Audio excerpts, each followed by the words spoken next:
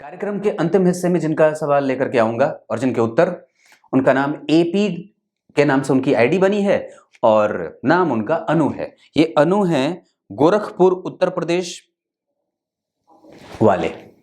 प्रकृतिम स्वामवष्टभ्य विसृजामि पुनः पुनः भूतग्राममिमं कृत्स्नम् अवशं प्रकृतिर्वशात्।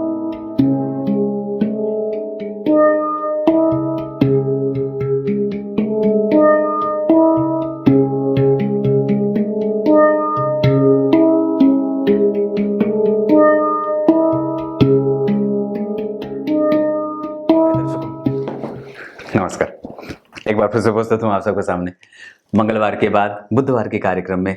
विश्लेषण जन्म कुंडली का इस कार्यक्रम के अंतर्गत तो आपने कल देखा ही था, पर आज एक विशेष स्थिति लेकर के आया हूं जिस पे चर्चा करने वाला हूं। मृत्यु के बाद गति को लेकर के कई बार कई तरीके के तामझाम बनाए जाते हैं और कई तरीके के ऐसे। एक बात बड़ी अद्भुत है कि जब व्यक्ति एकदम बिल्कुल मरणशैया पे लेटा हो तो उसको आप कुछ अच्छी चीजें करा सकते हैं। जैसे मैंने ये बात सामने से घटित होते देखी थी अपने दादाजी की स्थिति में। मेरे दादाजी अभी बिल्कुल ठीक हो गए। जून महीने में पिछले वर्ष वो भयंकर बीमार पड़े थे। मतलब एकदम हम लोग गोबर का चौका लगा करके उत्तर के माथे उन्हें सुला भी दिया था, तुलसी दल और गंगाजल तक व्यवस्था कर दी थी। सब कुछ एकदम, प्राण जो है वो लटक गए थे। अब हम लोग बिल्कुल जो है वो मान गए थे कि अब वो परम गति को जाने वाले हैं, परमधाम भगवान के यहाँ इनकी जो है वो हाजिरी कट चुकी है। पर पता नहीं दिमाग में विचार आया, मैंने जो है वो ब्राह्मणों को बिठा दिया। विष्णु सहस्त्र नाम का पाठ, गीता जी के 18वें अध्याय का पाठ और तरह तरह के पाठ जो है वो शुरू करा दिए। गोदान करवा दिया, वहीं बगल में नीचे जो है वो भागवत कथा का जो है वो आयोजन करा दिया तत्काल, और वो ठीक हो गए और बिल्कुल ठीक हो गए। अभी तक वो इनकी स्थिति ऐसी है कब खेत घुमाते। तो गांव वाले लोग ये कहते हैं कि पंडित जी ऐसी कौन सी विधा जो आपने करी थी कि आपके दादाजी ठीक हो गए? हमारे गांव के वृद्ध तो मर जाते हैं, खत्म हो जाते हैं, कुछ भी दवाई नहीं सुनता। तो ऐसी स्थिति है। मैं ये कहता हूं कि जब कभी भी, अभी हाल ही में एक बॉलीवुड के एक्टर हैं, उनसे उनकी नानी की तबीयत खराब थी, मैंने कुछ उपाय बताए, वो ठीक हो गई। अब पता नहीं वो क्या हुआ, लेकिन ये चीजें बड़ी काम कर जाती हैं। तो करना क्या है? अगर जैसे इंसान तो बचाने का हर बार प्रयास करता ही है। अब जिसको जाना है वो तो जाएगा ही, आप उसको रोक सकते नहीं। पर कई बार ग्रह जो है वो इतना सामने से, निकट से आकर के मृत्यु को खींचने का प्रयास करता है, जैसे समुद्र में ज्वार भाटा, कि जैसे ऐसा चंद्रमा का आकर्षण काम करता है कि वो लगता है जैसे चंद्रमा समस्त सागर के जल को अपनी तरफ खींच ही लेगा, पर खींच थोड़ी पाता है, बस वो तबाही मचाता है। लेकिन उसी तरीके से अगर जब कभी ऐसी स्थिति हो जाए तो व्यक्ति को तुरंत ही तात्क्षणिक गोदान करवा देना चाहिए।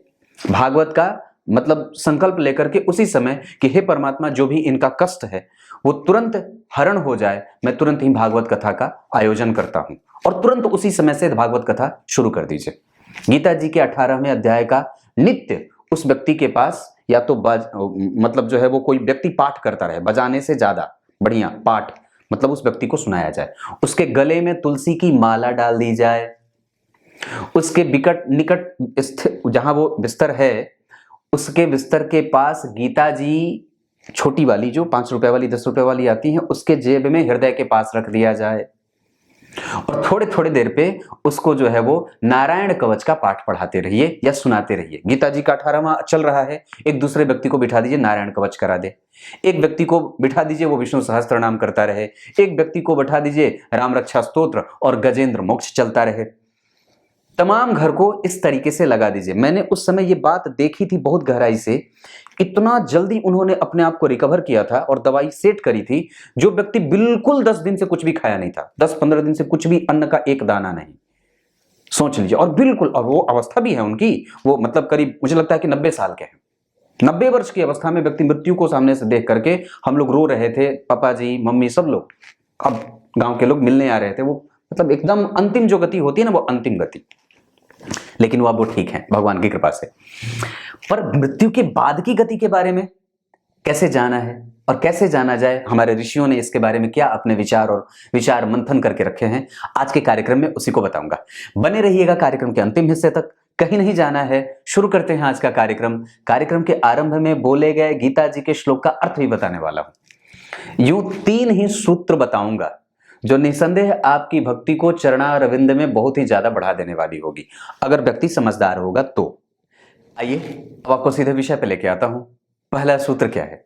तो पहला सूत्र यह है कि जन्म कुंडली के 12वें भाव में, अगर पहला सूत्र जो थोड़ा अच्छा नहीं है, अरे अच्छा क्या है बुरा क्या है, सब तो ठीक ही है। तो शनि और राहु का अगर जन्म कुंडली के 12वें भाव में बैठना होता हो और उस पे छठे भाव के अधिपति, मैंने यहां गुरु को बिठा दिया है छठे भाव में।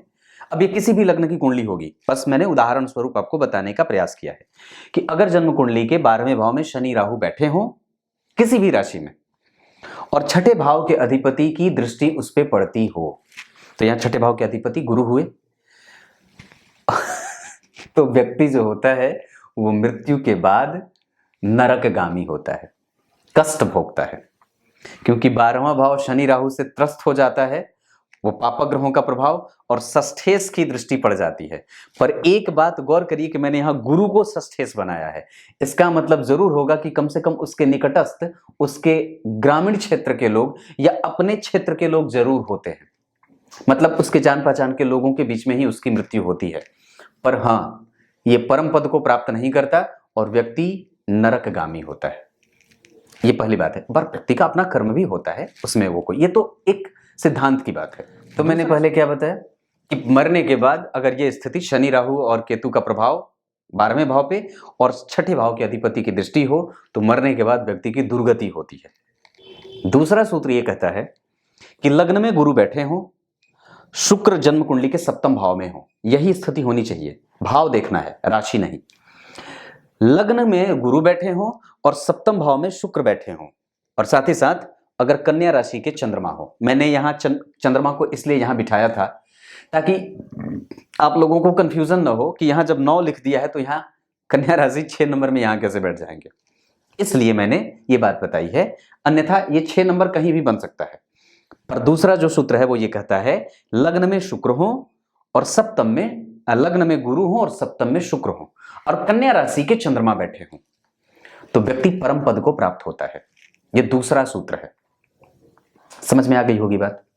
अब तीसरा बताता हूं। गुरु, चंद्रमा और शुक्र तीनों एक साथ बैठ करके अगर अष्टम भाव को देख रहे हो, ये बड़ी विलक्षण बात है। गुरु, चंद्रमा और शुक्र तीनों एक साथ बैठ करके अगर अष्टम भाव को देखते हो तो गुरु या तो यहां बैठेंगे तो देखेंगे, या तो यहां बैठेंगे तो देखेंगे 5वीं दृष्टि से, या तो यहां बैठेंगे तो देखेंगे 9वीं दृष्टि से। चंद्रमा जब भी होंगे तो यही होंगे क्योंकि उनकी दृष्टि यही होती है, और शुक्र भी यहीं बैठे होंगे, यानी कि चंद्रमा और शुक्र की स्थिति जन्म कुंडली में अष्टम भाव में हो। अब जरा ध्यान से समझना कि जन्म कुंडली के दूसरे भाव में अगर शुक्र बैठे हो और जन्म कुंडली में कन्या राशि का चंद्रमा बैठा हो और 12वें भाव का अधिपति 12वें भाव में बैठा हो तो व्यक्ति मोक्ष और भगवान कृष्ण के चरण में उसकी जो है स्थिति हो जाती है। भगवान करे मेरी कुंडली में ये तो योग दिख रहा है, क्योंकि मेरी कुंडली में चंद्रमा यहाँ कन्या राशि के बैठे हैं, 12वें भाव में जो मंगल बैठे हैं और शुक्र यहाँ बैठे हैं जिनकी दृष्टि यहाँ है। आपकी कुंडली में देख लो। पर मैं हंस भी रहा हूं और बोल भी रहा हूं, ये बिल्कुल ही गलत और असभ्यता का परिचय है, पर मुझे हंसी आ गई क्योंकि ये स्थिति जो है वो मेरी कुंडली में भी लागू हो रही है कि शुक्र की दृष्टि यहाँ है, कन्या राशि के चंद्रमा और 12वें के अधिपति 12वें में। और एक बात और बताता हूं कि जन्म कुंडली में अगर गुरु, चंद्रमा और शुक्र की स्थिति जन्म कुंडली के अष्टम भाव को देखती है तो व्यक्ति भगवान कृष्ण के चरणों में वैकुंठ को प्राप्त करता है, उनके चरणों में उसकी जो है वो सदगति हो जाती है। ये 3 ही स्थिति बनी है जिस पे मैंने आपका आज परिचय कराया है। अब कार्यक्रम के आरंभ में बोले गए गीता जी के श्लोक का अर्थ बता देता हूं। गीता जी के 9वें अध्याय के 8वें श्लोक में भगवान ने बात कही है, प्रकृति को वश में करके मैं कल्प के अंत में संपूर्ण ब्रह्मांड को और अपनी माया को बार बार रचता और बसाता रहता हूं। अब आइए कार्यक्रम के आरंभ में जिनका मैंने नाम लिया था उनकी कुंडली का उत्तर बता देता हूं। आइए अब मैं आपको अनु जी के सवाल का उत्तर बता देता हूं। ये 1983 के हैं और सवाल पूछा इन्होंने कि क्या 2023 तक मेरे गवर्नमेंट जॉब लगने के योग हैं। देखिए एक बात बता देता हूं, आपकी कुंडली में 2024 के मार्च तक सरकारी नौकरी के योग हैं, लेकिन मैं जहां तक समझता हूं कि ये तुला लग्न की कुंडली, लग्न में शनि उच्च के बैठे हैं। ध्यान से समझिए मेरी तरफ देख के, किसी भी व्यक्ति की कुंडली में शनि का सस्टेन करना और लग्न में भी वर्गोत्तम हो जाना, मतलब लग्न कुंडली में भी शनि लग्न में तुला राशि के और नवांश कुंडली में भी शनि लग्न में बैठे हैं मिथुन राशि के, ये दोनों ही जगह अच्छे हैं। इसका मतलब है कि व्यक्ति सरकारी क्षेत्र में बिल्कुल अवश्य ही प्रयास करे तो सफल हो सकता है। लेकिन अब बात रही कि अभी आप गुरु की दशा में हैं और अधिकतम समय तक आपने राहु की दशा में बड़ी ही दुर्दांत और कष्ट भरे समय भी देखे होंगे, क्योंकि राहु जो है वो सूर्य और मंगल दोनों को प्रभावित कर रहे हैं। भाग्य भाव में राहु के बैठने से सूर्य और मंगल दोनों के कमजोर पड़ने का वहां पे एक असर भी देखा जा रहा है, और गुरु अकेले द्वितीय भाव में बैठे हैं वृश्चिक राशि में। लेकिन सप्तम भाव के अधिपति मंगल भाग्य भाव में नीच की राशि की तरफ बढ़ते देखे जा रहे हैं।